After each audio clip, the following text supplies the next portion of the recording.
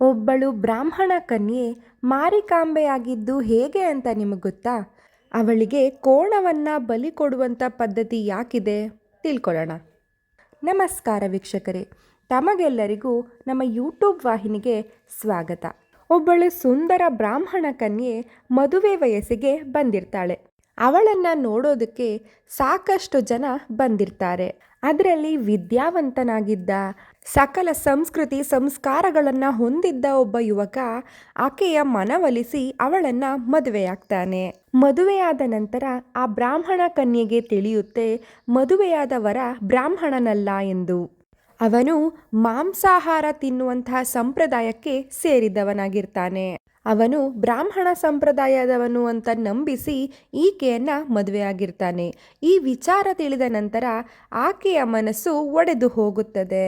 ಕೋಪಗೊಂಡಂತಹ ಆ ಹೆಣ್ಣು ಹೊರಟಿದ್ದೇ ತನ್ನ ಗಂಡನ ಶಿರವನ್ನ ಕಡಿಯೋದಕ್ಕೆ. ಆ ಯುವಕ ವೇದಗಳನ್ನಷ್ಟೇ ಅಲ್ಲ, ಮಂತ್ರಗಳನ್ನು ಕೂಡ ಕಲ್ತಿರ್ತಾನೆ.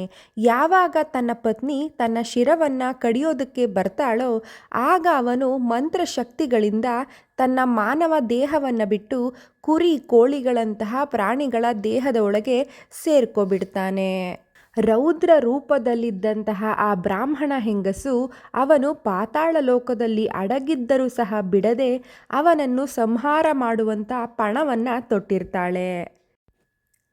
ಅವನು ಯಾವ ಯಾವ ಪ್ರಾಣಿಗಳ ಒಳಗೆ ಸೇರ್ಕೋತಿದ್ನೋ ಆ ಎಲ್ಲ ಪ್ರಾಣಿಗಳನ್ನು ಈ ಬ್ರಾಹ್ಮಣ ಹೆಂಗಸು ಕೊಲ್ಲುತ್ತಾ ಬರ್ತಾಳೆ. ಕಡೆಗೆ ಒಂದು ಕೋಣದ ಒಳಗೆ ಹೋಗಿ ಸೇರ್ಕೋತಾನೆ.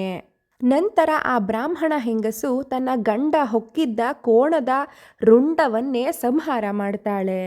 ಅವಳ ಕ್ರೋಧಾಗ್ನಿ ಜ್ವಾಲೆ ಎಷ್ಟಿತ್ತು ಅಂದರೆ ಒಂದು ಮನೆಯನ್ನೇ ಸುಟ್ಟು ಭಸ್ಮ ಮಾಡುವ ಹಾಗೆ ಇತ್ತು.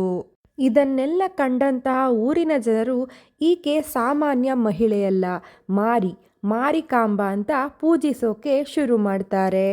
ಮಾರಿಯ ಜಾತ್ರೆ ನಡೆದಾಗಲೆಲ್ಲ ಕೋಣವನ್ನ ಕಡಿಯುವಂಥ ಪದ್ಧತಿ ಇಲ್ಲಿಂದಲೇ ಶುರುವಾಗಿದ್ದು. ಶಿರಸಿ ಮಾರಿಕಾಂಬಾ ದೇವಿಯು ದುರ್ಗಾದೇವಿಯ ಒಂದು ಅವತಾರ. ಭಕ್ತರ ಕಷ್ಟಗಳನ್ನು ನಿವಾರಿಸಲು ಬಂದಂತಹ ಈ ದೇವಿ ಇಂದಿಗೂ ಭಕ್ತರನ್ನ ಪೋಷಿಸುತ್ತಾ ಸಲಹಿಕೊಂಡು ಬರ್ತಾ ಇದ್ದಾಳೆ. ಹಿಂದೆ ಕೋಣಬಲಿಯನ್ನು ನಿಲ್ಲಿಸಲು ಕನಕದಾಸರು ಹಾಗೂ ಗಾಂಧೀಜಿಯವರು ನೀಡಿದ ಸಲಹೆಯ ಪರಿಣಾಮವಾಗಿ ಪ್ರಾಣಿ ಬಲಿಯನ್ನು ನಿಲ್ಲಿಸಿ ಈಗ ಬೂದುಕುಂಬಳದ ಹುಲಿಯೊಂದಿಗೆ ಜಾತ್ರೆ ಮುಗಿಸುವುದೇ ಇದರ ವಿಶೇಷತೆಯಾಗಿದೆ. ಕರ್ನಾಟಕದಾದ್ಯಂತ ಲಕ್ಷಾಂತರ ಭಕ್ತರು ಸೇರಿ ದೇವಿಯ ಕೃಪೆಗೆ ಪಾತ್ರರಾಗ್ತಾರೆ. ಮಾರಿಕಾಂಬಾ ದೇವಿಯ ಕಥೆಯ ಸಾರಾಂಶ: ಶಕ್ತಿ ಸ್ವರೂಪ. ಮಾರಿಕಾಂಬೆಯು ದುರ್ಗಾದೇವಿಯ ರೂಪ. ಶಕ್ತಿ, ಮಾತೃತ್ವ ಮತ್ತು ಆರೋಗ್ಯದ ದೇವತೆ.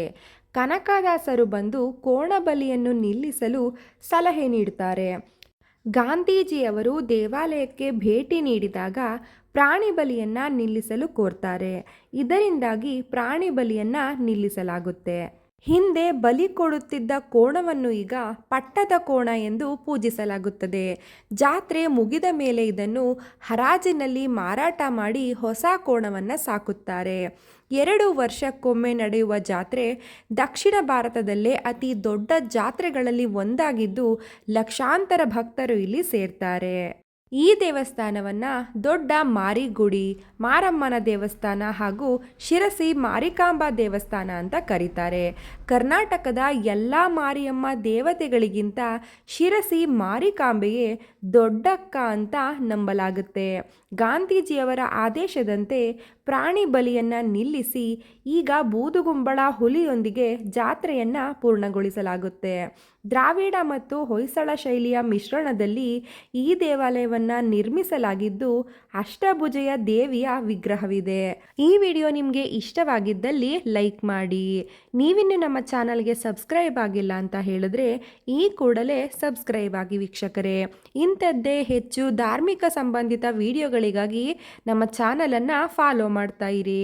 ಪಕ್ಕದಲ್ಲೇ ಕಾಣುವಂತಹ ಬೆಲ್ ಐಕಾನನ್ನು ಕ್ಲಿಕ್ ಮಾಡಿ. ಧನ್ಯವಾದಗಳು.